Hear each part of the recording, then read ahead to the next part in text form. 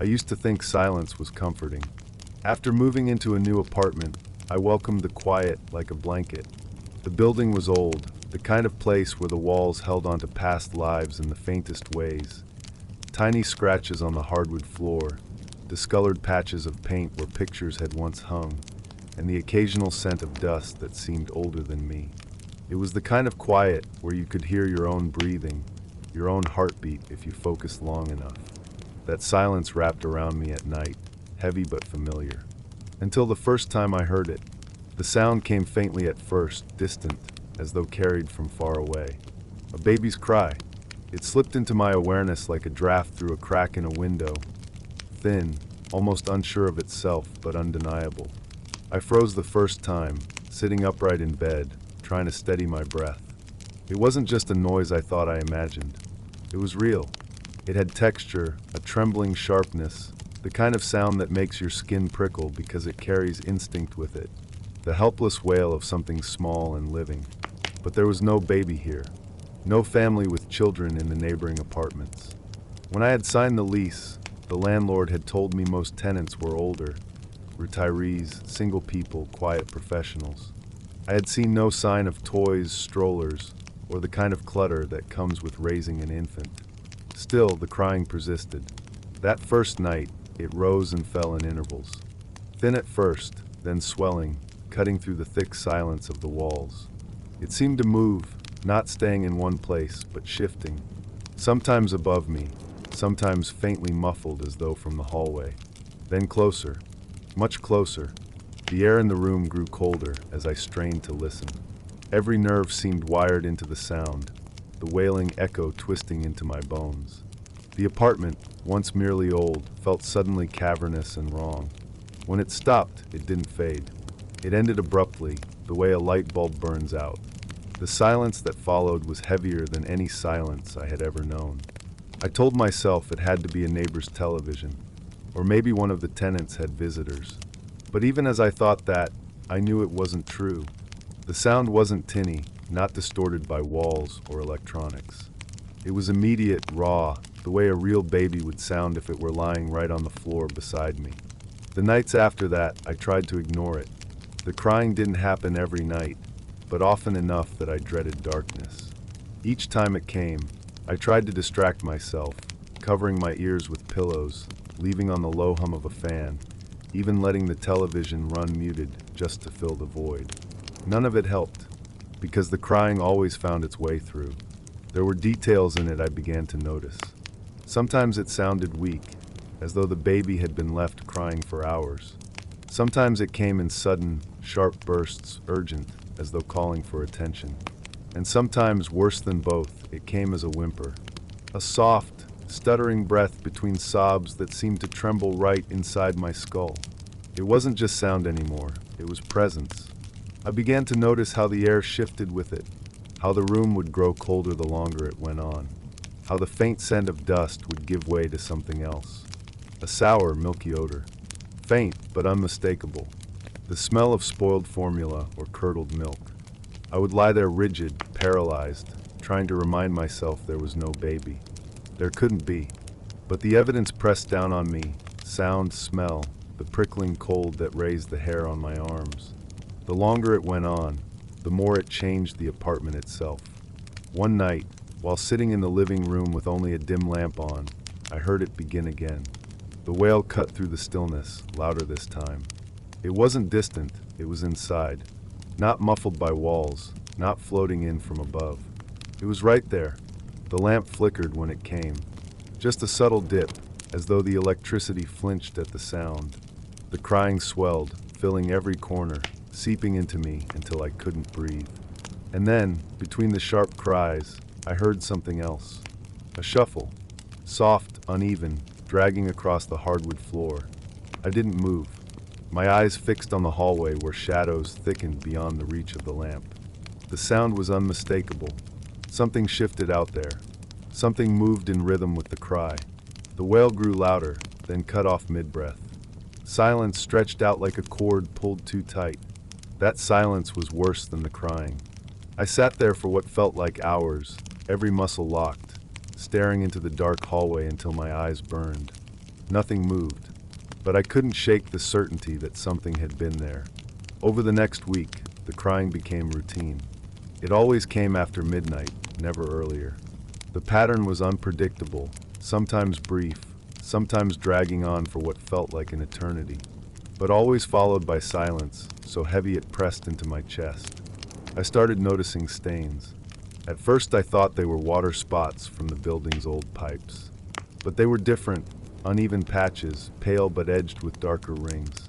They appeared on the ceiling above my bed, spreading slowly, faint but growing. I tried not to think about how they seemed to line up perfectly with where the crying sounded loudest. One night, curiosity, or maybe desperation, pushed me into doing what I had avoided. I followed the sound. The crying began faint, somewhere beyond the living room. I rose from the couch, every movement trembling. The air felt damp, heavy against my skin. The closer I moved to the hallway, the stronger the smell became. That sour, milky odor, mixed with something faintly metallic. The crying drew me into the dark. Step by step, I followed it. The sound didn't stay still. It shifted, moving just beyond reach. Always ahead of me, drawing me deeper. At the end of the hall, near the closet, the crying grew sharp, piercing, as though just on the other side. My hand hovered over the door handle, fingers slick with sweat. And then silence. It cut off so suddenly I stumbled back, heart racing, waiting for it to return. But there was nothing, just the sound of my own shallow breath. When I opened the closet, it was empty. Dust on the floor, coats hanging limply, nothing else. Yet the smell lingered, stronger than before. That night, I couldn't bring myself to sleep. I sat in the living room with the lights on until dawn. Even when the sun came, the apartment didn't feel safe anymore. The days blurred together after that. Sleep deprived, I caught myself seeing things at the edges of my vision. Small, quick movements near the floor. A shifting shadow near the hallway. Once, in the corner of my bedroom, I thought I saw something crouched low, pale and trembling. But when I blinked, it was gone. The crying grew worse. It no longer echoed. It filled every wall, every corner, as though the apartment itself had lungs. I couldn't escape it. Covering my ears did nothing. The sound vibrated in my bones. One night, as I lay in bed unable to move, the crying reached its peak. Louder than it had ever been, piercing, broken, filled with something that wasn't just helplessness but hunger. And then, underneath the cry, I heard another sound. Breathing. Shallow, ragged, wet. It was close. So close. I turned my head, slow as stone, and saw it. On the floor beside my bed. A small shape, pale and shriveled, curled in on itself. Its head too large for its body. Its mouth gaping open in a silent scream, though the cry still filled the room. Its eyes, two black pits that swallowed light, stared up at me unblinking. The smell hit me then, overwhelming, thick and sour and rotten. The crying rose into a shriek that drilled into my skull. And then silence. The thing was gone. Just the empty floor, the dim glow of the lamp. But the silence that followed wasn't relief. It was worse. Because now, even when the crying wasn't there, I felt it. Like it had burrowed into the apartment. Into me. And I know when the night comes again, it will return. Because silence was never comforting. It was just waiting to be filled.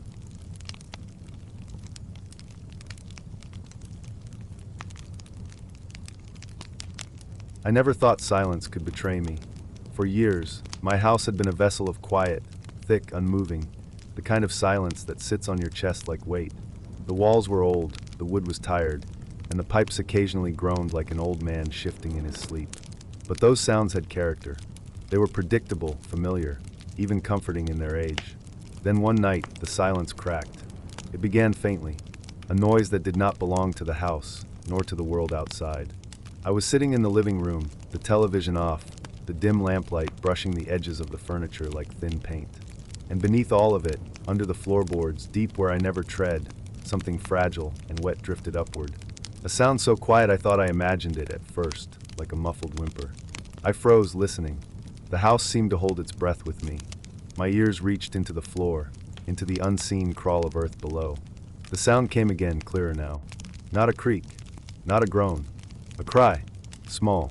Human. The air thickened around me. My eyes pulled toward the door that led to the basement. The handle was rusted from disuse, its paint cracked.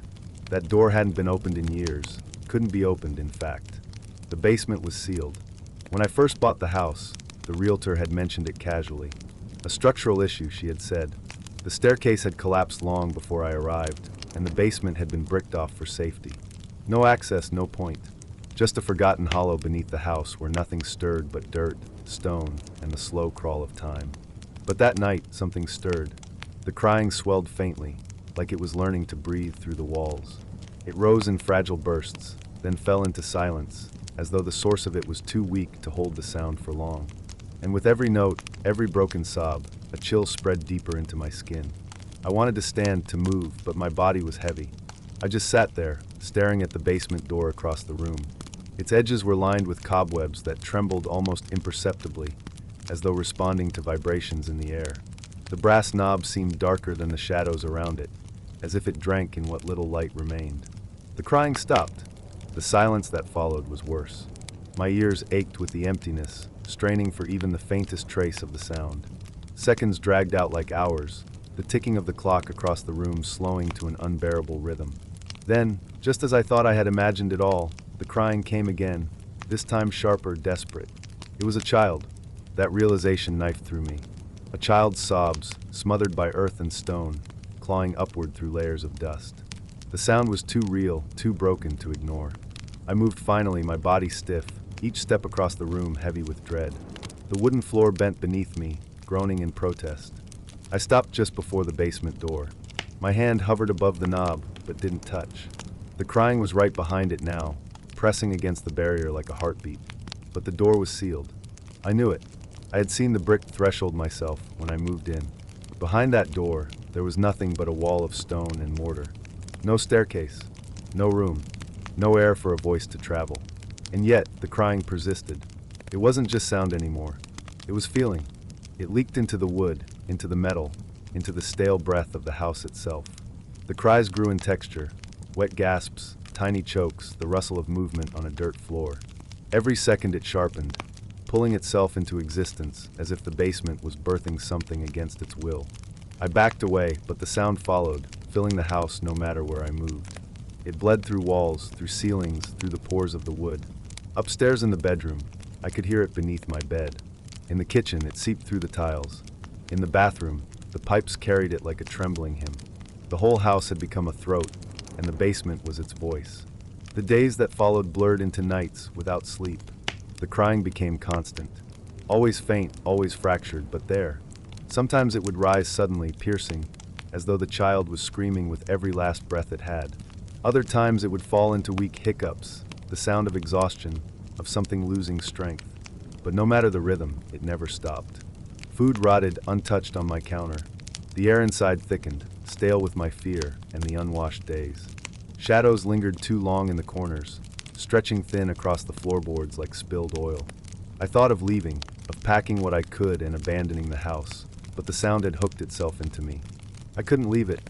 The thought of walking away from those cries felt like betrayal, like I was condemning whatever was beneath to die unseen. So I stayed. On the seventh night, something changed. The crying, which had always been muffled, distant, grew sharper. Closer. It no longer sounded buried. It sounded here. The vibrations no longer pressed against the floor from below, but echoed inside the room itself. The basement door rattled faintly, as though something leaned against it from the other side. I sat in the darkness, the lamp long since burned out, and watched as shadows thickened around the frame of the basement door. The knob twitched once, twice, then stilled. The crying faltered into silence again. And then, in that silence, came the sound of nails. Soft at first, like tiny fingertips scratching against wood. It spread up the doorframe in slow, searching movements, pausing as if listening for my breath.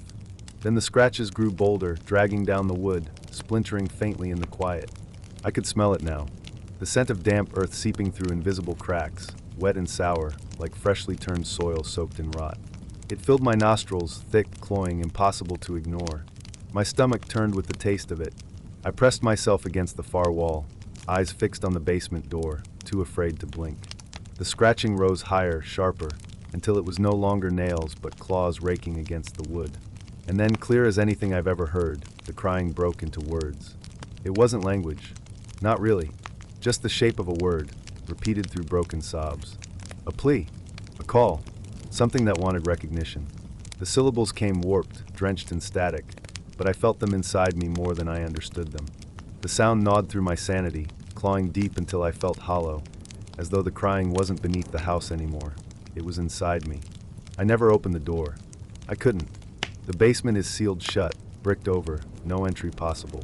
And yet every night, the crying comes. Sometimes it's soft, sometimes it's violent. Sometimes it sounds like a child, other times like something wearing a child's voice like a mask. But it's always there. And each night, I feel the door weakening. The wood bows inward. The handle shifts slightly when the crying peaks. And last night, when the sobs turned into laughter, thin, broken, human but not, I swore I saw mortar dust fall from the cracks at the bottom of the door. Something is trying to come through. And when it does, I don't think it'll still be crying.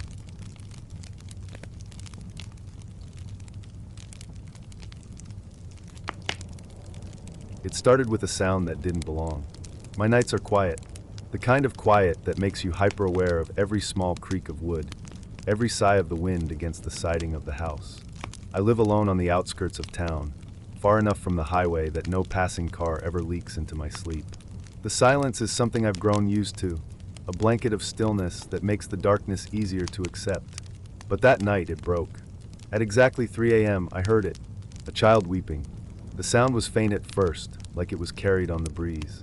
High-pitched, trembling sobs, each one sharp enough to pierce through the thick quiet of my bedroom. I froze beneath the covers, listening. The noise didn't echo in the house. It came from outside, from directly beneath my window. For several seconds, I tried convincing myself it wasn't real. Maybe it was some trick of the wind, or the distant cry of an animal distorted by the night. But the longer I listened, the more undeniable it became. This wasn't the shrill call of a fox or the mewling of a stray cat. It was unmistakably human, the sound of a young child crying. I remember how heavy the air felt in my lungs as I pushed myself up in bed. My house is old, the floorboards bowing under the smallest shift of weight, so each movement sounded deafening in the silence. The tears outside kept coming, choked, uneven gasps followed by soft wails, as though whoever was out there couldn't catch their breath. I didn't want to look. Something deep inside me resisted, like my body already knew that nothing good would come from acknowledging it. But curiosity, or maybe instinct, drove me forward. I slid to the edge of the bed and reached for the curtains, parting them just enough to peer out into the night. The yard stretched out in muted grays and shadows. A pale wash of moonlight clung to the grass, revealing every still detail. The fence at the far end, the line of trees beyond it, the empty space beneath my window. Empty. Completely and impossibly empty. Yet the crying continued. The sound was close, far too close, as though the child was standing directly beneath me. But there was nothing there. No movement in the grass, no small figure shifting in the shadows. Just an invisible source of grief leaking into the night air. I let the curtain fall back into place, heart rattling in my chest like loose wood in the wind. I told myself to go back to bed, to bury my head in the pillow and wait until morning. But sleep never came. The sobs went on, unwavering, for what felt like hours. And then they stopped. The silence that followed was heavier than before. Not peaceful, not calm, but suffocating. It was the kind of silence that presses against your ears, that makes you hear your own pulse too loudly. I lay there, wide awake, staring at the ceiling until the first hints of dawn bled through the curtains. Only then did I allow myself to breathe again. The next day passed in a haze of exhaustion. I tried to push it from my mind, to convince myself I had dreamed it. Sleep deprivation can play tricks, I reasoned. Maybe I'd heard something else entirely, an animal, a neighbor's television, anything. I tried to move on, but the second night proved me wrong. At almost the exact same time, just as the clock reached 3 a.m., the crying returned. Louder, closer. This time it wasn't just weeping. There were words tangled in the sobs. Soft, incoherent murmurs, like a child whispering to themselves between gulps of air. I couldn't make out what they said, but the cadence was unmistakable, pleading. Again, I looked outside, and again nothing was there. Only the sound, pressing up against the walls of the house, as though the unseen child was begging at my window to be let in. The nights blurred together after that. Each one became a ritual of dread. I would sit in bed, rigid and sleepless, waiting for the inevitable moment when the cries would return.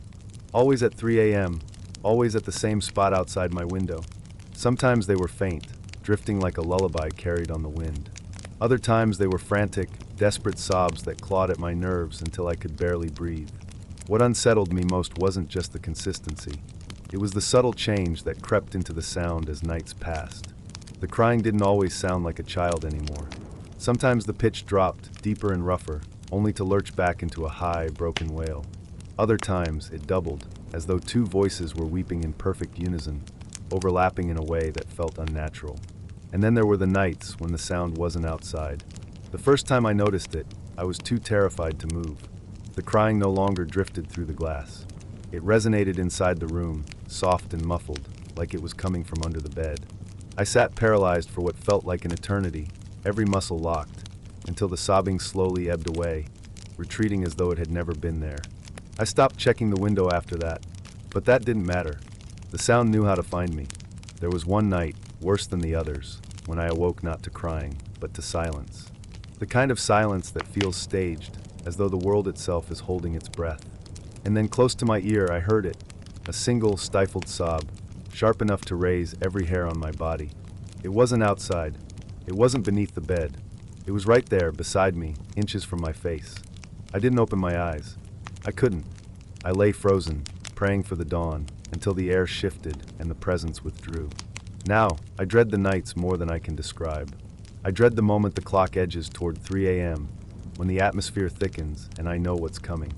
I've thought about leaving, but a part of me is certain it wouldn't matter. This thing, it isn't tied to the house or the window or the yard. It's tied to me. Every night the crying grows bolder. Every night it edges closer. I don't know how much longer I can endure it. And I know, deep in my bones, with a certainty that makes my stomach twist, that one of these nights, when the sobbing reaches its loudest, I will finally open my eyes to see what has been waiting all along. And I don't think it will look like a child anymore.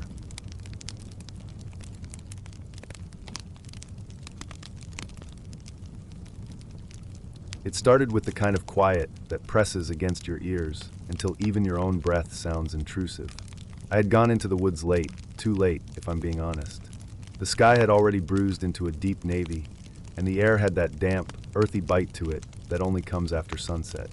I remember my boots sinking into the mossy ground with each step, the subtle give of rotting leaves underfoot, and the way the air carried the faint scent of stagnant water. At first, there was only the usual night chorus, the droning insects, the faint rustle of branches, the distant crack of something shifting in the underbrush. But then, threading itself into the layers of sound, came something fragile. A broken sound.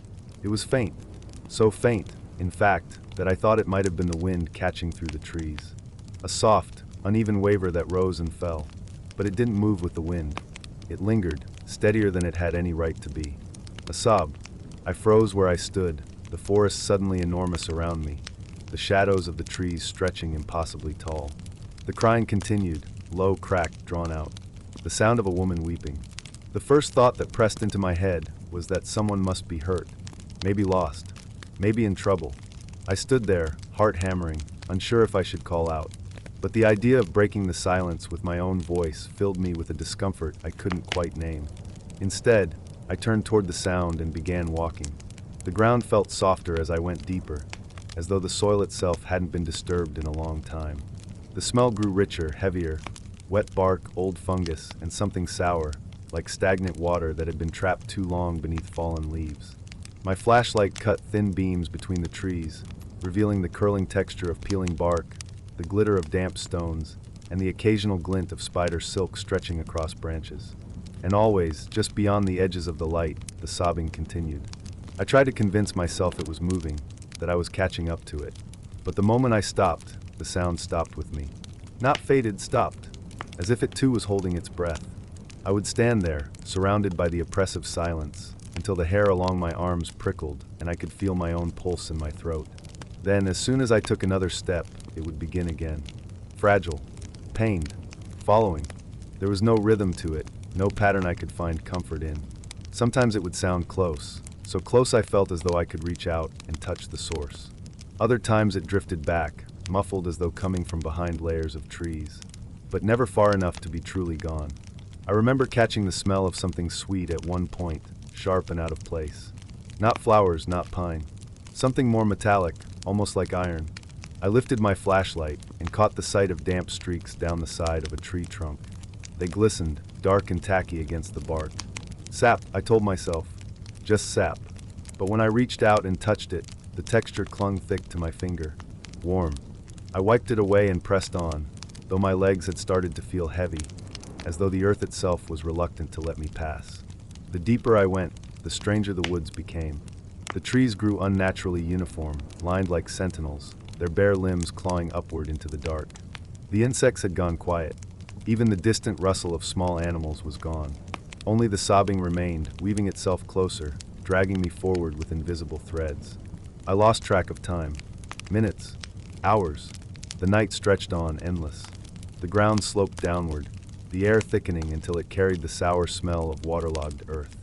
My light caught on pools of standing water, the surfaces broken only by the occasional ripple that had no source. And then I saw her. Not directly. Not fully. Only the suggestion of her. A figure stood between the trees, barely within the edges of my light. The outline of hair hanging loose, a shoulder hunched, arms wrapped tight around herself. She didn't move. She didn't breathe. But the sobbing, God, the sobbing, was louder than ever, rising up from where she stood, echoing without echo, as though the woods themselves were carrying her grief. I lifted the light higher, but the moment the beam touched her face, she was gone. Not vanished with movement. Not turned or fled. Just gone, leaving the space where she had stood hollow and empty. The sobbing hadn't left with her. It was behind me now. I turned so sharply I nearly lost my footing, the light jerking across trunks and branches. Nothing. Just trees and shadows.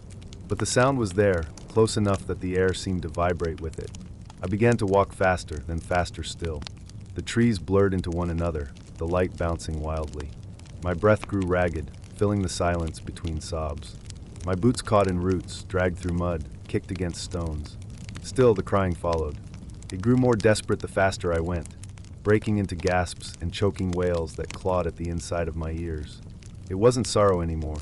It was hunger, a need that latched onto me with every step. The smell was stronger now. Metallic, sharp. Every inhale coated my throat with the taste of iron. My skin felt damp, as though the mist itself had become heavy enough to cling to me. And then the trees opened. I stumbled into a clearing, the ground uneven and slick beneath me. The center was dominated by a single, massive tree. Its bark was pale, smooth in some places and split wide in others, oozing that same dark sap. Its roots tore through the earth like veins. The sobbing was everywhere. Not behind me, not ahead. Everywhere. Wrapping around me. Pressing against me. I lifted the flashlight, and the beam caught on something caught in the branches. Fabric. Torn, weathered, swaying gently despite the still air. And beneath it, against the pale bark, the suggestion of faces. Not carved. Not painted. Stretched. Pressed. As though the tree had consumed them and left their impressions just beneath the surface. Mouths frozen in screams, eyes hollow and wide. The sobbing rose, deafening now, and I realized it wasn't a single voice.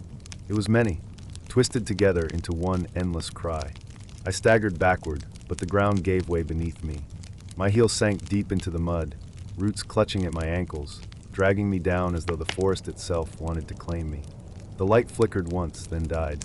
In the darkness, the sobbing pressed against my skull, filling every crevice of me until I couldn't tell where it ended and where I began. And somewhere very close, I felt warm breath against the side of my face. The sobbing broke into a whisper I couldn't understand. But I felt it crawl across my skin, coil into my chest, and root itself deep inside. When I tore myself free and ran, I didn't stop until I broke through the tree line. The sobbing ended the instant I crossed into open air, as though it had been cut off with a blade. The woods stood behind me, silent, watching. I've never gone back. I've never told anyone where it happened.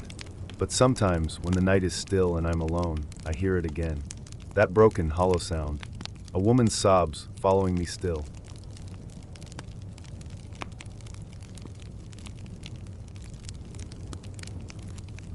It started as the faintest sound, so faint, in fact, that I thought at first it was the wind pressing through the loose frame of my bedroom window. I remember lying there in the dim blue haze of night, half asleep, half adrift, when it reached me. A trembling note. A quiver. Something wet and human-like. A sound that clung to the edges of silence rather than fully breaking it. It was crying. At first, I told myself it had to be outside. The building was old, the neighborhood half abandoned, and stray animals were always making strange noises in the dark. But the longer I stayed still, the clearer it became. The sound wasn't drifting through the glass, nor bleeding faintly through the door. It wasn't muffled by distance. It was close, intimate, wrong. It was coming from inside the wall beside my bed.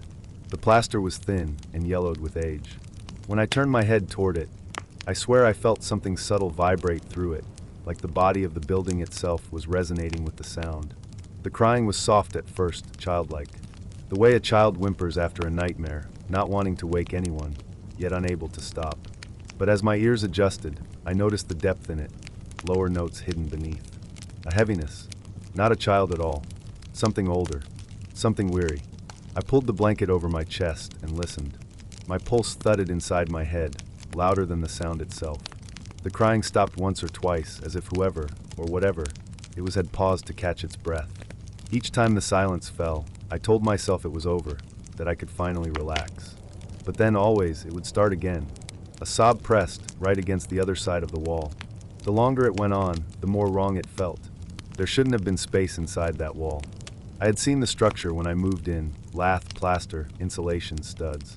Nothing more than a few inches thick. No cavity large enough for a person. No crawl space. Yet the crying persisted, as if something lived there. Something stuck, pressed into that narrow dark, finding its voice only when night fell. I tried to sleep through it. I really did. But it returned the next night. And the next. Each time, precisely when the house had quieted, when the hum of the day faded and my breathing slowed towards sleep, the sobbing would rise. No pattern. No reason.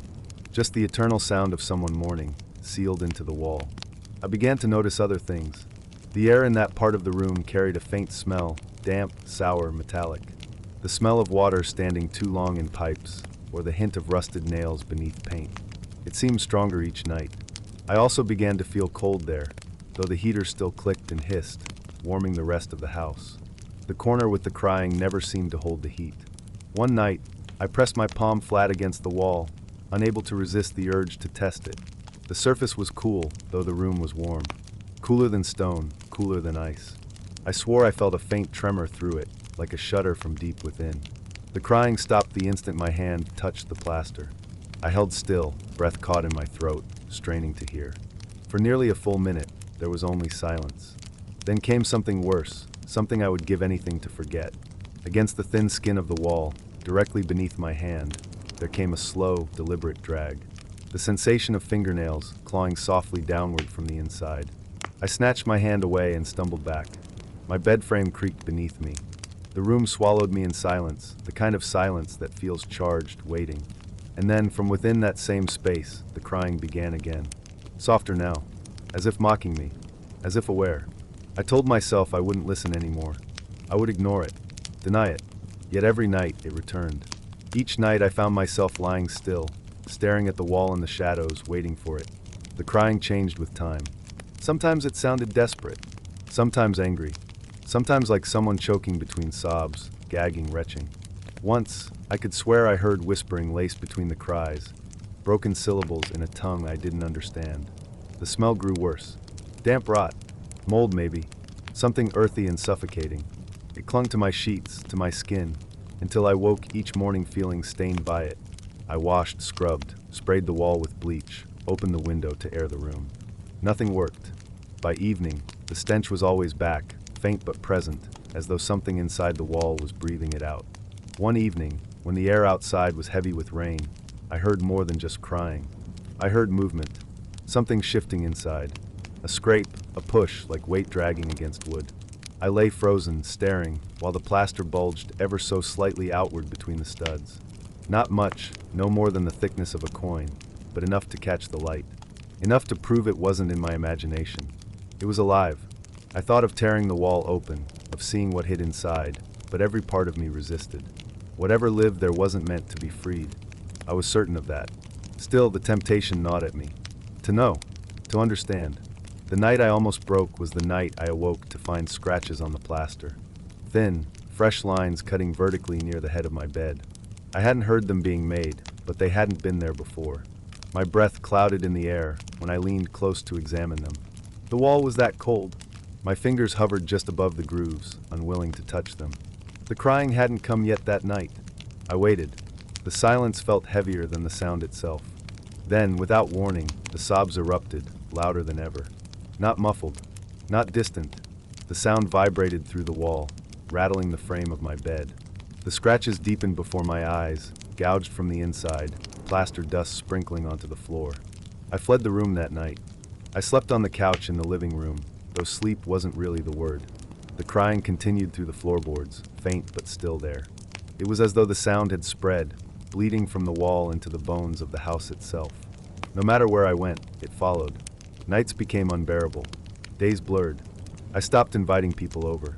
Stopped leaving much at all. I lived in a constant haze of fatigue, nerves drawn taut, waiting for the nightly ritual. The crying never ceased. And then came the final night. The night the wall broke. The sobbing began earlier than usual, before midnight. I was lying awake, watching the ceiling, when the sound shifted. It wasn't sorrowful anymore. It was urgent, frenzied. The crying built into wails, shrieks, fists pounding against plaster. The wall shook. Paint cracked. Chunks of plaster burst outward, spraying onto the floor. I backed against the far side of the room, trembling, while the sobs gave way to something else. Something wetter. A gurgling, choking noise, as if someone were dragging themselves upward through a mouthful of water. The wall split. Darkness leaked out. Not just shadow, but a deeper black, a stain that crawled over the floor, curling like smoke. And within it, something pale pressed through, a shape too thin, too long-limbed to be human. Its face was wet with tears that never stopped flowing, streaming down skin that looked more like stretched paper than flesh. The sobbing was inside my head now, vibrating through my teeth, through my chest. I don't remember running. Only the sound of my own blood rushing, my feet slamming down the hallway, the front door exploding open into the cold night air. I didn't look back. I couldn't. I left everything behind that night. My clothes, my books, the photographs on the walls. I never went back. I couldn't bear to. But sometimes when I'm alone, when the world grows quiet and the night closes in, I hear it again. The sound of crying. And I know it's looking for another wall.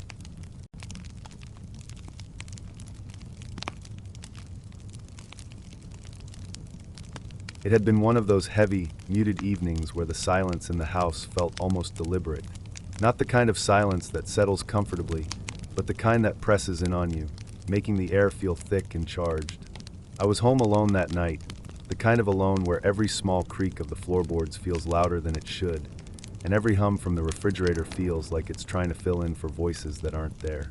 The house smelled faintly of detergent, the chemical tang lingering from a load of laundry I had done earlier. But there was another scent too, a damp one, like wet towels left too long in a closed room. It hung faintly in the air as if moisture had seeped into the walls themselves. I hadn't noticed it at first, but as the night dragged on, it became harder to ignore. The lights in the house were dim. I had left most of them off except for a single lamp near the couch, its yellow glow spreading unevenly across the room. It wasn't bright enough to push back the shadows completely. Instead, the corners stayed dark, hunched in silence, as if something was crouched there just out of sight. I don't know how long I sat there, scrolling absently on my phone, the ticking of the wall clock slowly drilling itself into my awareness. That's when I first noticed it, a sound that didn't belong. It was faint, almost indistinguishable at first. A rhythm, soft and uneven, layered beneath the steady tick of the clock. It wasn't the pipes. It wasn't the fridge. It was softer than that. Wet. Fragile. I muted my phone, holding my breath. The sound continued. A muffled noise, like someone breathing heavily but not quite. Then it sharpened, clear enough for me to know exactly what it was. Someone was crying. It was the sound of a low, broken sob echoing faintly through the stillness of the house. The kind of sob that carried weight in it, dragged down by despair. Each breath hitched in a way that felt wrong. Not staged, not playful. Real. Painful. My skin prickled instantly. The sound was coming from the bathroom. More specifically, from behind the closed shower curtain. But I hadn't used the shower that night. No one had. I had been alone since I got home hours earlier. I sat frozen on the couch, my fingers pressed against the fabric of the cushion, pressing deep enough to feel my nails scratch the weave. The sobbing was faint, but consistent, rising and falling like waves. Water wasn't running, there was no shower turned on, yet the sound was echoing exactly the way crying does in a tiled bathroom, carrying that strange hollow resonance. I didn't move at first. I couldn't. My body refused to obey, locked in place as if stillness could make me invisible. The air seemed colder, the smell of dampness stronger, as though moisture was seeping from the bathroom door and spreading through the hall. When I finally forced myself to move, it wasn't toward the bathroom. I stood slowly, my knees shaking so hard they threatened to give out, and crept toward the hallway just far enough to see the bathroom door. It was closed, the wood swollen slightly from years of humidity. A thin strip of darkness bled out from underneath it, cutting through the faint glow from the lamp behind me. The sobbing grew sharper, clearer. Whoever, or whatever, was inside sounded closer now, as if they had pressed themselves up against the shower wall. I could hear the tremble in each exhale, the way the sound cracked and broke, like their throat was raw from too much crying. And then, as I stood there, listening, the faint sound of dripping water joined it. Not the steady plink of a leaking faucet, but heavier, irregular drips, like water trailing from long hair, falling onto tile. But the shower hadn't been on. The crying continued. I took a step closer, my socks whispering against the cold wood floor. The air smelled stronger now, not just damp but faintly sour, like mold trying to take hold in hidden corners. My chest tightened with each breath, my pulse pounding in my ears, making it harder to tell if the sobs were growing louder or if it was just my blood rushing. I stopped in front of the door. The sobbing was no longer muffled. It was clear, sharp. Someone was inside, curled up in the tub, crying as though their world had ended. But I knew no one was in my house. I reached out, hand trembling, and hovered my fingers above the doorknob. It was cold, too cold, as if the metal had been left outside in winter. My skin recoiled instinctively, goosebumps rising across my arms. The sobbing stopped. Silence hit the house like a falling weight. My ears rang in the absence of it, the quiet more suffocating than the sound had been. And then, 3 slow drips of water fell from behind the door. Plink, plink, plink. I pulled my hand back instantly, my stomach lurching, an almost primal warning screaming through my body. I didn't want to open the door anymore. I didn't want to know what was behind it. But even as I backed away, the smell grew stronger.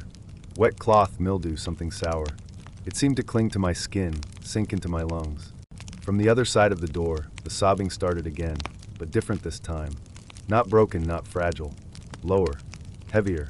The sound of someone weeping while trying to hold their breath, as if hiding. The cries shook, muffled but strained, and then came the unmistakable sound of a body shifting against wet tile. Something inside the bathroom was moving. The shower curtain rattled faintly. I stumbled backward, my socks slipping slightly on the wood as my body reacted faster than my brain. I didn't look away from the door, didn't dare blink, even as the shadows around it seemed to ripple. Then came the sound I'll never forget, the squeak of wet feet dragging slowly across the tiles. Step by step, closer to the door, each movement punctuated by a sharp drip of water hitting the floor. The sobbing stopped again. I could hear nothing but my own ragged breath. And then the faintest creak. The doorknob turned. Not fast. Slowly. Painfully slow. Metal scraping as if someone on the other side was twisting it with deliberate care, trying not to be heard. I ran. I don't even remember the exact moment my body turned, only the sensation of my feet pounding against the floor, the lamp's dim light swinging wildly as I passed it, the living room shrinking behind me. My chest ached with the force of my breathing, every muscle screaming for me to move faster, faster. I didn't stop until I was outside, barefoot on the cold concrete of the front porch, the night air slamming into me like a wall. My lungs burned, the silence of the neighborhood amplifying the chaos inside my head. I stood there, staring at the front door, waiting. The house stayed still, but I could swear I heard it, faint, muffled, barely carrying through the walls.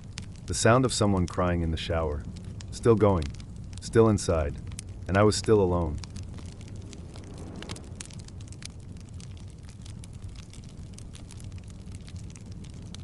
I don't know what it is about empty hotels that makes the air feel heavier, but that night it pressed against me like a damp cloth draped over my skin. I was traveling for work, stuck between long drives and even longer meetings, and the place I had found wasn't some polished chain or glossy high-rise. It was an old roadside hotel, the kind that once might have looked elegant, but had aged into something fragile and forgotten. The carpets were faded maroon, the kind with intricate patterns that had been trampled flat over decades, the edges curling where they met the walls. The wallpaper was cream-colored once, but now it was spotted with faint stains, patches where water must have seeped down from above. Everything about the building carried a smell of old dust and lingering mildew, as if moisture had worked its way into every fiber of the place. I checked in late. The clerk was a silent man who barely looked up, just slid the room key across the counter.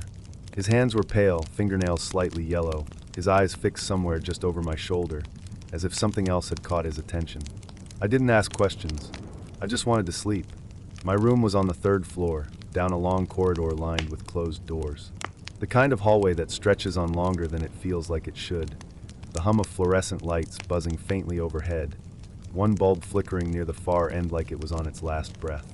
My footsteps sounded too loud on the threadbare carpet, swallowed yet amplified, as if the hallway wanted to record every movement. Inside the room, the air was colder than I expected. It smelled faintly of cleaning solution mixed with something sour beneath it, something that lingered no matter how long I tried to breathe it away. The bed sagged in the middle, the sheets tucked in too tightly, crisp yet damp against my palms when I sat down. I switched on the old lamp by the bed, its light weak and amber, throwing shadows along the corners of the ceiling. I lay there, staring at the faded ceiling tiles, listening to the building breathe. Pipes groaned somewhere in the walls. The wind slipped through unseen cracks in the window frame, and once or twice I thought I heard the shuffle of footsteps above me, though the clerk had said that floor wasn't in use. I told myself to sleep. I closed my eyes, but then from far down the hall it came. A cry. Not loud, not at first. Just a soft, fragile wail, like the sound of a baby stirring in the dark. It was faint enough that I thought it might be the wind slipping through the building, carrying some sound from the street outside. But as I lay there, holding my breath, it came again. Louder this time. A baby crying. The sound was hollow, stretched, as though it echoed off the empty walls of the hotel. It wasn't muffled by doors, not contained by any single room. It carried through the hallway, weaving under my door, slipping into my room like smoke. I sat up slowly, my skin prickling. There were no children in the lobby when I checked in. No families, no guests carrying strollers or luggage. The parking lot outside had been almost empty, just my car and a dented van parked crooked near the corner. The clerk hadn't mentioned anyone else staying here. The wailing rose and fell in uneven waves, the kind of cry that claws at instinct, digging into some part of you that knows what helplessness sounds like. A raw, urgent sound. I stood, pressing my feet against the thin carpet, feeling the grit beneath its fibers. The air in the hallway beyond my door seemed to shift, colder, like the sound itself was dragging something with it. I don't know why, but I opened the door. The corridor stretched out before me, pale under the buzz of dying lights. Empty. Silent, except for the cry. It came from somewhere to the right, deeper into the hallway, far from the stairs that could have taken me down and out of there. I should have turned back.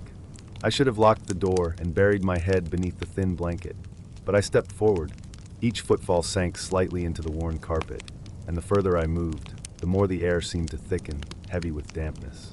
The crying grew sharper, piercing, as if whatever carried it wanted me to follow. My hand brushed the wallpaper as I walked, the surface brittle and peeling, and it left flakes clinging to my fingertips. I reached the end of the hallway, where the flickering bulb trembled overhead, and the sound seemed impossibly close now, like it was right behind the door nearest me. Room 316. The number plate was tarnished, the brass dulled to a shadow of gold. The door itself bore scratches near the handle, like someone had dragged keys or nails against it. The crying rose again, loud, cutting, and then stopped. Silence fell so suddenly that my ears rang. The light above buzzed, stuttered, then went out completely, leaving me in a thin wash of darkness broken only by the faint glow from the other end of the hallway. I stood frozen, the silence pressing in. No shuffle of movement, no slam of doors, no breath of another soul in that corridor. And then, the wail erupted again. Not from behind the door, not from the room at all, from the hallway itself. It came from everywhere at once, a piercing, shrill sound that reverberated through the walls, rising and falling as though the very building was the throat of whatever was crying. My stomach turned cold, my legs felt locked, and every hair on my arm stood straight. I stumbled back, eyes darting down the corridor, and in that flicker of dim light, I thought I saw something shift at the far end. Not a person. Not really. Just a darker shadow than the rest, low to the ground, hunched, trembling in rhythm with the cries. The air carried a stench then, sour milk, old and curdled, mixing with the mildew already baked into the walls. It made my throat tighten, a bitter sting crawling up the back of my tongue. I backed away, my steps uneven, the sound of the crying following, echoing, chasing me no matter how far I moved. By the time I reached my room, my hands were shaking so badly I could barely fit the key into the lock. Inside, I slammed the door shut and pressed my back to it, the cries still bleeding through the wood, vibrating faintly against my spine. The lamp in the room flickered once, then steadied, its weak glow casting everything in that same suffocating amber. The wailing didn't stop. It carried on for what felt like hours, sometimes soft, whimpering, like a newborn restless in the night, sometimes shrill, sharp enough to make my teeth ache. I lay in bed, staring at the ceiling, the sheets clammy beneath me, my chest tight with the weight of something pressing in on me that I couldn't see. And then at some point in the early hours, it ended. No fade, no soft trail into silence. Just gone. The quiet was worse. When morning came, pale sunlight slipped weakly through the curtains, illuminating the dust that swirled in the still air. I dressed quickly, barely glancing at the room, eager to leave. The hallway outside was empty. The carpet still worn, the wallpaper still peeling, the lights buzzing faintly. No sign of what had stalked it the night before. At the front desk, the clerk stood just as I'd left him, his pale hands resting on the counter, his gaze somewhere beyond me. He didn't ask how my stay was. He didn't speak at all. He just slid the receipt forward, his fingernails tapping once against the paper. I left without a word. But as I stepped out into the daylight, the air still heavy with dew, I swore I heard it again.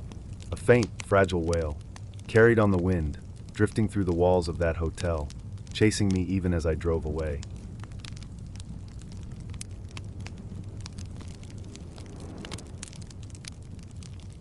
I have always thought of my home as a quiet place, not warm, not inviting in the traditional sense, but silent in a way that makes you feel removed from the noise of everything else. The neighborhood is older, lined with trees that groan and sway against the wind, houses with peeling paint, and porches that seem to sag beneath the weight of too many forgotten years. My own house is one of the oldest on the street. It creaks when the temperature changes. The wooden beams settle, making long, groaning sounds in the night.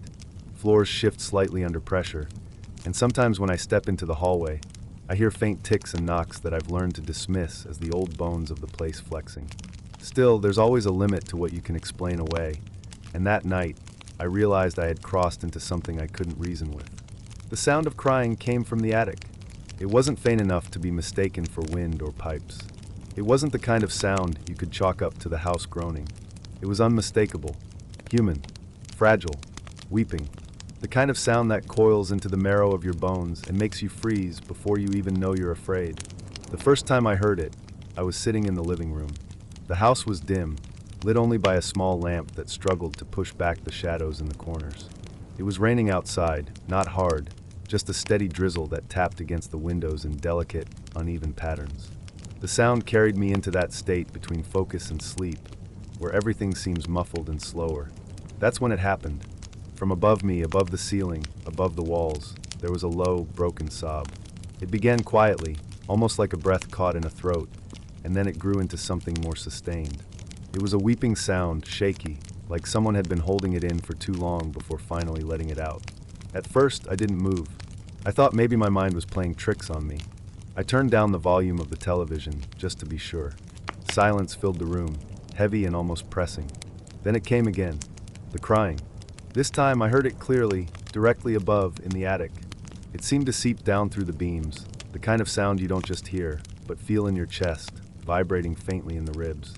I sat there in the chair for too long, holding my breath, staring at the ceiling as though I could see through it. My skin prickled. My throat tightened. The logical part of me wanted to stand, to go check the attic, to prove to myself that nothing was there. But there was another part of me, a deeper instinct that screamed not to move. That if I climbed those stairs, I wouldn't come back the same. I tried to wait it out. I told myself the sound would fade, that maybe it wasn't even coming from inside the house. Maybe a stray cat had crawled into the walls. Maybe the neighbors had their window open, and the sound was carrying strangely through the rain. But deep down, I already knew those weren't answers. The crying wasn't coming from outside. It was too close, too direct, too human. Eventually, I gathered the nerve to stand. My legs felt unsteady, almost hollow, like my own body was trying to resist. I turned off the lamp, letting the room fall into darkness, and moved toward the hallway. The house felt different then. Every corner stretched longer, every shadow seemed to pulse. I passed the staircase and found myself staring up at the narrow opening to the attic. The pull string dangled there, swaying slightly even though no draft touched it. I could smell the faint odor of dust, wood rot, and something else, something metallic, sharp, almost like iron. The crying had stopped. The silence that followed was worse. It was the kind of silence that feels manufactured, deliberate, like the world itself had sucked in a breath and was waiting for me to make the next move. I didn't. I backed away, slowly, carefully. I told myself I would deal with it in the morning, when sunlight could burn away whatever I thought I heard. But morning didn't make it better. When the sun came up, I tried to convince myself it had been a dream. Yet when I walked past the attic stairs, I noticed something unsettling. A faint line of dust had been disturbed along the floorboards beneath the opening. Almost like someone or something had been walking just inside, pacing back and forth while I slept. The day passed with that thought gnawing at me. I avoided the attic, avoided even looking up at the ceiling where I knew the hidden crawl space sat.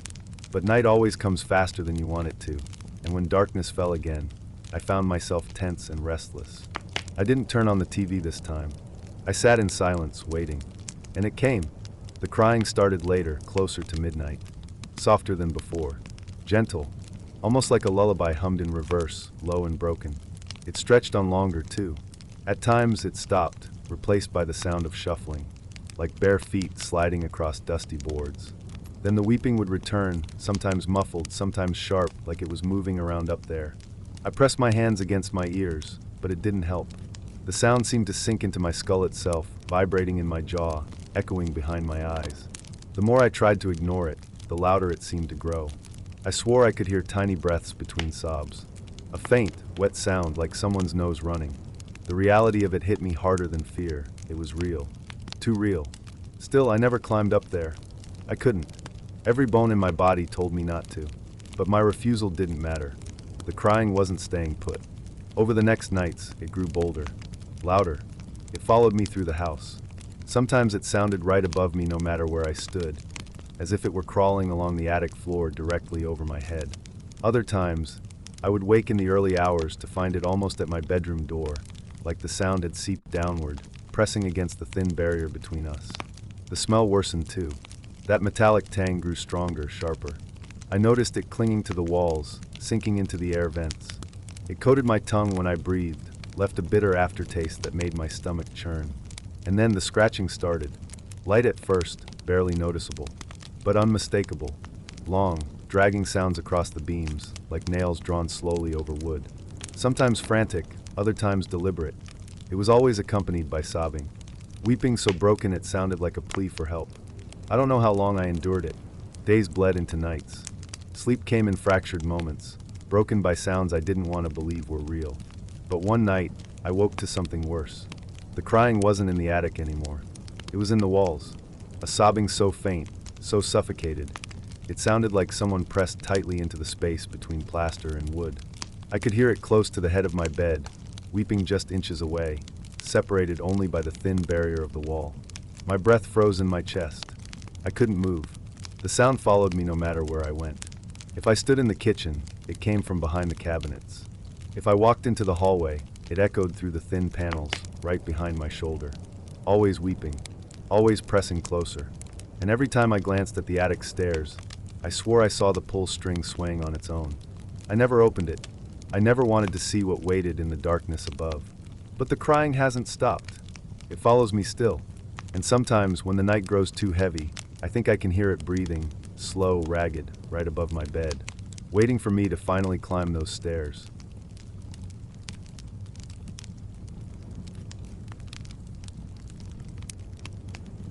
I never gave much thought to the cemetery across the street. It had always been there, long before I moved into the small house with the peeling white paint and the creaking porch. The graveyard was separated from me by nothing more than a two-lane road and a rusted black fence that sagged in places where the iron had corroded. From my bedroom window, if I leaned just slightly to the left, I could see rows of crooked headstones jutting up like broken teeth. They stretched back into a patch of woods, where the graves disappeared beneath the shadows of tall oaks and pines. For years, the cemetery was only background, an unchanging presence beyond the street. I rarely looked at it for long. It wasn't fear exactly, more a kind of discomfort that settled into the skin when the eye lingered too long on the tilted markers, or the statues with faces eroded smooth by rain and time. I would glance away quickly, convincing myself it was simply respect for the dead. That changed the night I heard crying. It was faint at first, so faint I thought it was the wind. I had been lying in bed, half awake, staring at the ceiling when the sound wove itself through the stillness of the night. It wasn't sharp or shrill. It carried a soft, broken edge, like someone trying to stifle their sobs. It drifted in and out, almost too quiet to notice, but once I did, it lodged itself into my awareness. I sat up, straining to listen. The house was silent. My clock ticked sluggishly on the nightstand, and outside, the occasional passing car hummed before disappearing again into the distance. But underneath it all, there was that sound. A long, wavering cry. It came from across the street. From the cemetery. The realization sank into me like ice. It wasn't just noise carried by the wind. It wasn't a neighbor's radio or the echo of a cat. It was unmistakably human, and it seemed to seep through the air as if the night itself carried it to me. I moved closer to the window, pressing my face near the glass, and scanned the cemetery below. At first, I saw nothing but the pale wash of the moonlight over stone. The graveyard was a patchwork of light and shadow, silver where the moon touched the granite, black where the trees blocked its glow. The grass swayed lightly in the breeze, giving the place a restless, uneasy life. And then the sound came again, stronger this time. A soft wail, then a choked sob. It came from somewhere near the front gates, I thought. But no one was there. Only the fence, the sagging archway, and the empty road between us. I told myself not to look any further, that it was nothing I needed to think about. Yet, I couldn't shake the weight of the sound. It didn't belong to an animal. It didn't belong to anything that should have been out there at that hour. I lay back in bed eventually, covering my ears, trying to blot it out. But even through the muffled silence, I could feel the crying. Not hear it, but feel it, vibrating faintly in the bones of the night. The next day, I convinced myself it had been a dream. That was easier than considering the alternative. The cemetery remained silent in the daylight. The gravestones stood motionless, innocent, like they had for decades. I almost believed myself, but the following night it returned. This time I was at my desk, the glow of my lamp spilling over papers, when I heard it again. Faint at first, like before. A low, broken sound carried by the wind. My body tensed immediately, the same dread slithering back into me. I tried to ignore it, kept my head down, pen in hand, but my ears betrayed me, straining toward the window. The sobs grew sharper, louder. I found myself walking across the room without realizing it, parting the curtains, staring again into the cemetery. And this time, I thought I saw something. Not clear, not detailed. Just movement. A darker shape against the shadows near one of the larger monuments. It seemed to be crouched low, its shoulders shaking in rhythm with the cries. I blinked, leaned closer, but the form dissolved into the darkness, leaving me staring at nothing but stone. I backed away, heart pounding, and left the light on the entire night. Days turned into weeks, and the crying did not stop. Some nights it came briefly, a short wail that bled into silence. Other nights it went on for hours, drifting in waves across the road, as if multiple voices took turns rising and falling. Male, female, young, old, it was impossible to pin down. It always shifted, always uncertain, like the air itself was grieving. And slowly, it began to change me. I stopped sleeping with the window open. I stopped walking past the cemetery during the day. I kept my curtains drawn tight, refusing to risk another glimpse of those shifting shadows. But no matter what I did, the sound always reached me. Through the walls, through the glass, through the barriers I tried to put between myself and that place. It grew heavier, denser. I began to notice other things, too. The smell of damp earth would sometimes creep into the house, thick and loamy, clinging to the back of my throat. Cold drafts slithered down the hallway, brushing against me like unseen fingers. At night, the ticking of the clock seemed to slow, as if the whole house held its breath to listen. Then came the night when it was no longer outside. I had been tossing in bed, fighting the restless weight of exhaustion, when the crying started again. But this time, it wasn't drifting from the cemetery. It was closer, clearer. It was inside the house. The sobs came from somewhere below me, muffled at first, but distinct enough to send me rigid in bed. A low, aching cry, filled with despair, rising up through the floorboards. My hands trembled as I pressed them to the mattress, feeling the faint vibration as though the wood itself carried the sound. I wanted to move, but my body would not obey.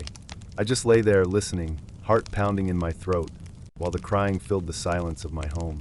It spread from below, then from the corners of the room, then from the very air around me, as though the house itself had become the voice. The crying deepened, shifting into layers. Too many voices at once. Too many tones. It wasn't one person. It wasn't one presence. It was many, all weeping together, overlapping, a chorus of grief pressing in on me from every side. I don't remember how long it lasted. Minutes, hours, it blurred together. At some point, I must have drifted into unconsciousness, because I awoke the next morning in silence. The house was calm again. The air was normal, but I didn't feel relief, only dread, because when I went to the window, the cemetery looked different. The headstones seemed closer, as if they had shifted forward in the night, leaning slightly toward my house. The shadows of the trees stretched unnaturally long, pointing like skeletal fingers across the road. And I realized something that froze me completely. The fence that once separated the cemetery from the street, rusted, bent, but always there, was gone. Vanished. Now there was only an open stretch of grass, leading directly from the nearest graves across the pavement to the edge of my property, as if the dead no longer needed permission to cross.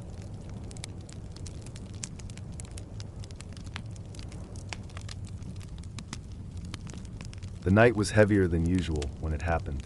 There are nights where the darkness feels almost natural, like a quiet blanket settling over the world. But there are other nights, the rare ones, where it feels oppressive, like something waiting, crouched in every shadow, suffocating in every stretch of empty road. This was one of those nights. I had been driving along a long rural stretch of road I often used as a shortcut, a cracked two-lane strip running through an expanse of woods and farmland. It was past midnight, maybe closer to 1 in the morning, and I was already tired. The hum of my engine was the only sound for miles, and even with the windows rolled up, I felt the stillness pressing against the car, like the world itself was holding its breath. The road was familiar, but it never felt safe. The asphalt was weathered, marked with faded paint, and lined with trees whose limbs clawed into the air like blackened skeletons. The headlights stretched forward, casting pale cones of light that seemed to carve tunnels through the dark, but never far enough. Every few miles, an old farmhouse would flicker by in the distance, just a shadow of a silhouette against a deeper void. No lights in the windows, no signs of life. And then I heard it. At first, I thought it was the car, a faint sound under the drone of the tires, a high-pitched noise that rose and fell unevenly, like something snagging at the edges of my attention. I turned the radio off, letting the silence swallow the car whole. That's when it became clearer. Weeping. The soft, ragged sound of a child crying. It didn't make sense. I was in the middle of nowhere. I slowed down instinctively, even though everything inside me tensed against the thought of stopping. The crying grew clearer as I rolled further down the road, and my stomach sank. The sound wasn't drifting in from the woods. It wasn't carried by the wind or echoing from some far-off house. It was directly in front of me, right on the road. I tapped the brakes and squinted past the glare of the headlights. At first, there was nothing, just the uneven cracks in the asphalt and the shifting shadows of the trees. But then I saw it. A small shape, hunched in the middle of the lane, maybe 30 feet ahead. A child. It was sitting curled in on itself, knees to chest, its head bent low as if trying to fold into the pavement. The sound of weeping spilled out of it, thin, brittle, yet loud enough to pierce the silence of the night. My pulse thundered against my skull. There shouldn't have been anyone out here, let alone a child. The nearest town was miles back, and no one walked this stretch at night. I should have stopped. Any decent person would have. But something about the way that figure sat, frozen in the beam of my headlights, felt wrong. I slowed to a crawl. My car rolled closer, tires whispering against the road. The figure never moved. Its shoulders trembled with shallow sobs, but its posture was fixed. The sound didn't falter or hitch like a real child's might. It stayed constant, like a recording looped over and over. I stopped the car. My headlights washed over the figure in full, and yet it remained obscured. Its small frame blurred somehow, the shadows clinging to it more stubbornly than they should. It looked small, maybe no older than 7. Bare feet pressed against the cold asphalt. Hair matted down, stringy and dark, hanging over its face. The night had gone still again, save for the sound of those sobs. My breathing caught in my throat. Every instinct screamed at me not to step out of the car. Something deep in my bones whispered that this was a lure. Still, I sat there, engine humming low, paralyzed in the face of the impossible. I told myself to honk the horn, to flash the lights, to do anything that might break the illusion. My hand hovered over the steering wheel, but before I could press it, the child's head twitched. Not a turn, not a slow lift of the chin, a sudden jerking twitch, as though it had heard me think. The crying stopped instantly. The silence that followed was deafening. The figure slowly raised its head, strands of hair parting just enough to reveal pale skin beneath. Not eyes, not a face, just an impression of something smooth and unnatural reflecting the glare of my headlights. And then in the stillness, it let out one long, hollow breath, like a sigh dragged from somewhere impossibly deep. That was enough. I slammed my foot on the accelerator. The car lurched forward, the engine roaring louder than it had all night. I swerved wide, hugging the edge of the lane, trying not to get closer than I had to. As the figure slipped out of the direct beam of my headlights, I glanced. Just once, I shouldn't have, but I did. It was standing. No transition, no push from the ground. Just standing upright in the road, tall and wrong, its head tilted back as if watching the sky. And though the car sped past, I swear I could still hear the weeping. Louder now, following me, bleeding through the roar of my tires. I didn't look back again. I couldn't. The road seemed endless, every mile stretching longer than the last. My chest ached with each breath, and my hands locked so tightly around the steering wheel they went numb. The trees pressed closer, their skeletal branches leaning in as though trying to swallow the road whole. When I finally reached the next intersection, I didn't stop. I didn't signal. I turned off that road and drove blindly until the sight of houses appeared again, lit windows like scattered beacons pulling me back into the world of the living. Even then, when I finally parked in my driveway, I sat in the car with the engine off and listened. The silence should have been a relief, but my ears rang with echoes. Faint, fragile sobs lingered in the back of my mind, as though they had burrowed into me, refusing to leave. That was weeks ago. I don't take that road anymore. But sometimes, late at night, when the house is quiet and the dark presses in too close, I swear I can still hear it. A child's weeping. Soft, steady, endless. Somewhere just out of sight, and the sound is always coming from directly ahead.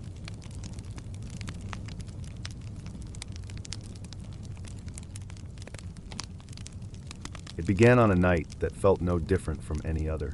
The kind of night where the weight of the day finally slips from your shoulders and silence settles like a heavy blanket across the house. I had left the hallway light on, something I had been doing more often lately, though I never admitted to myself why. Perhaps it was habit, perhaps comfort. Either way, it cast a dull glow through the crack beneath my bedroom door, just enough to push back the suffocating blackness that would otherwise fill the room. I had been lying in bed for hours, though sleep refused to come. My body was heavy, but my mind restless. Every creak of the wooden floorboards beneath me felt amplified. Every shift of the house groaning in the night felt like a presence stretching awake. My sheets were cool at first, then damp with the warmth of my body. I turned again and again, adjusting pillows, trying to find stillness, but unease hummed just below the surface of my thoughts.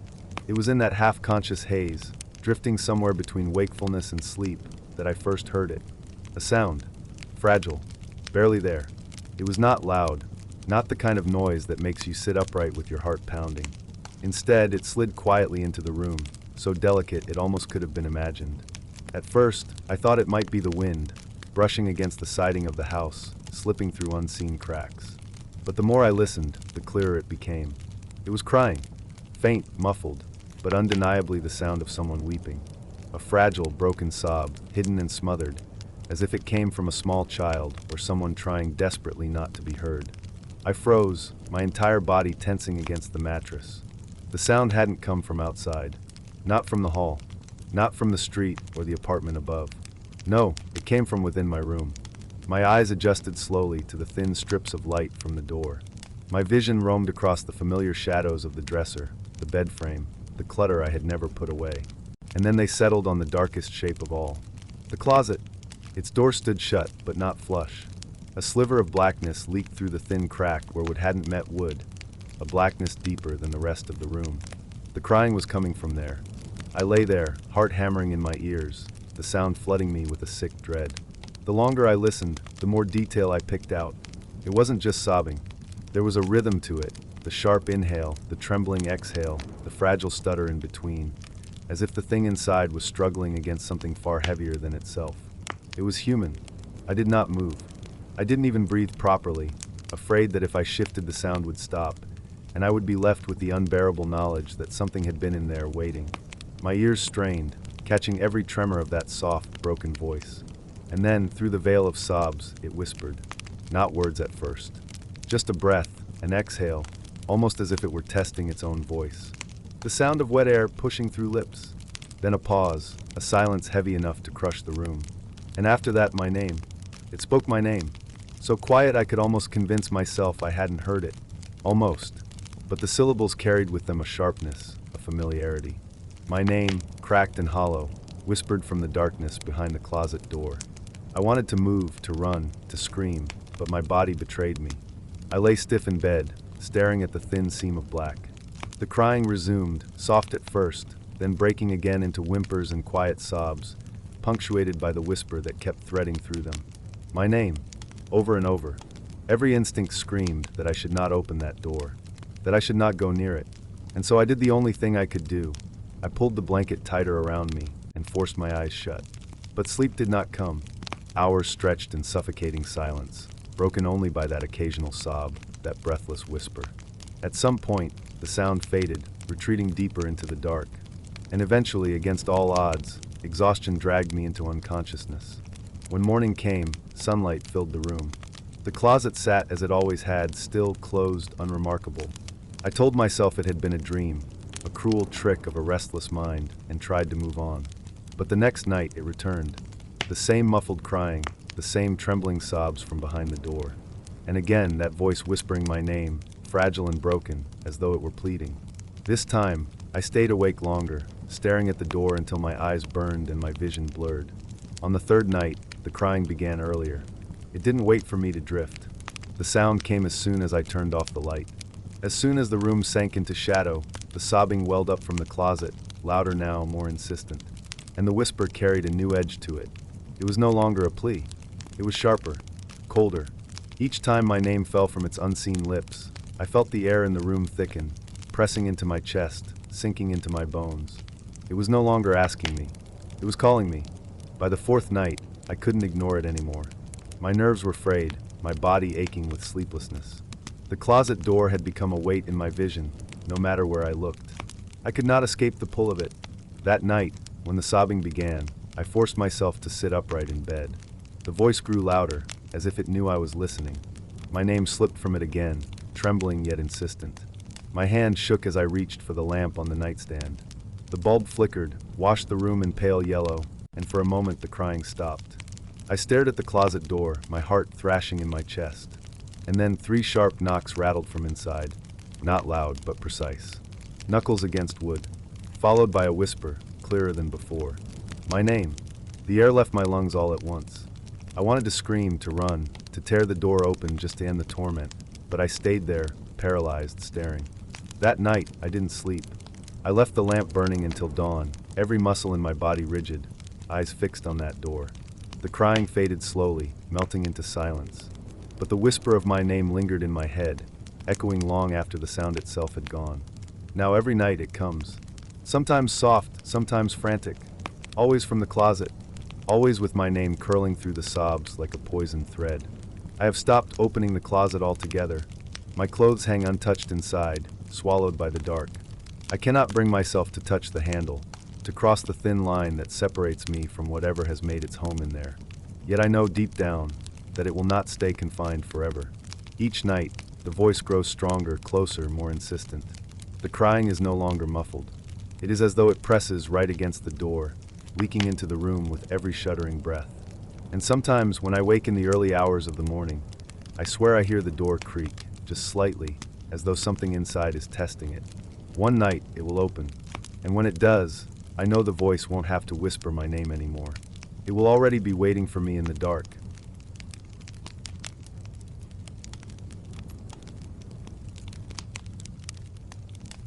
It always starts in silence. That deep, oppressive silence that hangs in a bedroom after midnight. The kind of silence that almost hurts your ears, pressing down on you, amplifying every little sound you didn't notice before. the hum of the refrigerator in the kitchen, the faint ticking of the clock on the wall, the slow groan of the wood in the walls as the house exhales in its sleep. I had gone to bed around 2 in the morning, tired but restless. The air was stale that night, clinging to my skin as if the room had trapped every breath I'd released throughout the day.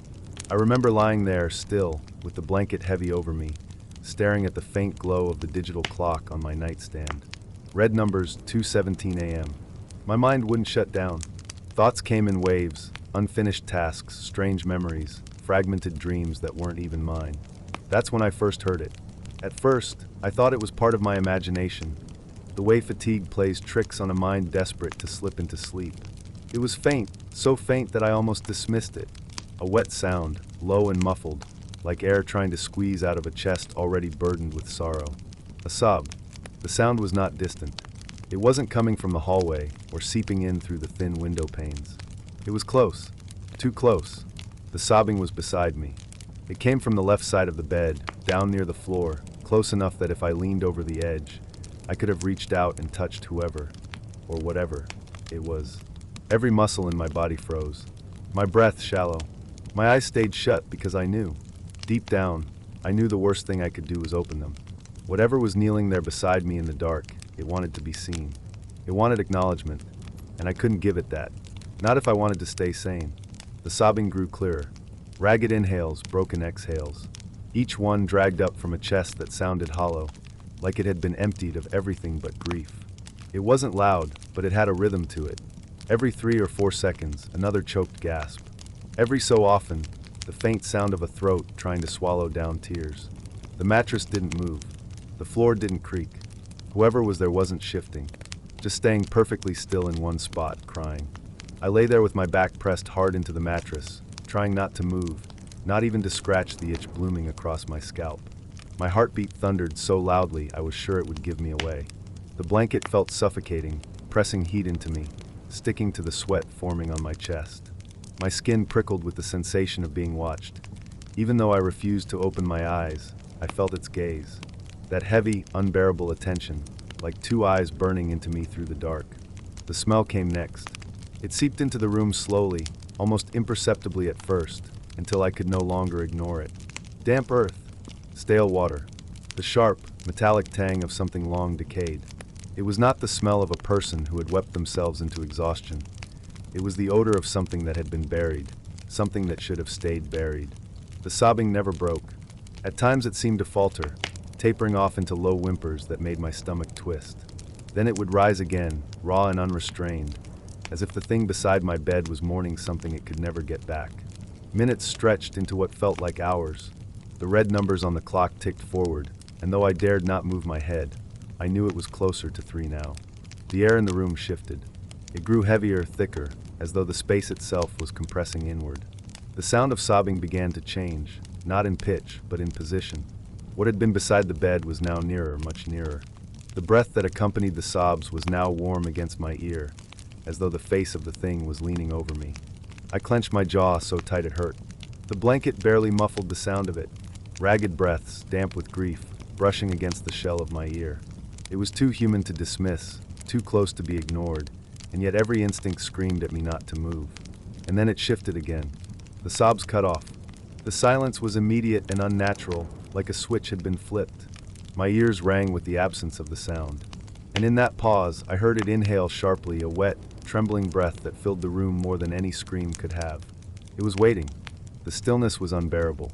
Every part of me screamed to run, to flee, to thrash against the sheets and get away from whatever crouched in the shadows beside my bed. But I didn't move. I stayed still, frozen, feigning sleep with every ounce of strength I had. Seconds stretched. Then slowly the sound returned. But it wasn't sobbing anymore. It was breathing. Deep, steady, deliberate. Directly beside me. Each inhale dragged in air with a faint whistle. Each exhale rattled like something loose was shaking deep in its throat. The smell grew stronger, mildew, damp rot, and the copper edge of dried blood. I thought I heard the faint sound of cloth dragging against the floor, as if something had shifted its weight slightly. Then, a sound I'll never forget, the faint creak of the mattress. Not much, just enough, like fingers had pressed down on the edge, testing the give of the springs. The bed dipped slightly, enough that I could feel the shift. It was sitting on the edge. My heart pounded, so hard I thought my chest would burst. My lungs begged for deeper breaths, but I kept them shallow, measured, fighting the rising panic. And then it leaned closer. The sobbing returned, but this time, it wasn't beside the bed. It was at the side of my face. The sound came from inches away, wet and broken, as though the thing was crying directly into my ear. The warmth of it, the dampness of its breath against my skin. I felt it all. I could almost feel the weight of a head pressing close to mine, the shape of a face too close to be natural. Every muscle screamed at me to run, but I stayed still. And just when I thought I couldn't take another second, it whispered. Not words, not anything I could understand, just a low, cracked murmur between sobs. It was like the sound of someone mouthing syllables through a throat filled with water, the broken cadence of something trying to speak through grief too deep for language. I wanted to cry, to scream, but I couldn't. I lay there as tears welled in my own eyes, pressing hard against the backs of my eyelids, my body betraying me with its trembling. The thing stayed there until the sky outside began to pale. I knew because the room slowly shifted from pitch black to a faint, muted gray, and the red glow of the clock began to fade against the growing light. As dawn crept in, the sobbing weakened. It began to drift away, softening, as though it was sinking back into the floorboards themselves. The smell receded with it, the heaviness in the air lifted, and eventually it was gone. I stayed still for another hour, too afraid to move, until the sun was fully up and the room was bathed in light. Only then did I finally dare open my eyes. Nothing was there. The floor beside my bed was empty, clean, undisturbed. But the faint outline was on the mattress. Right at the edge where I had felt the dip, the sheets were wrinkled, pressed down in a way I hadn't left them. A faint, damp mark stained the fabric, as if someone had knelt there with a face pressed into the bed, crying. I never slept in that room again.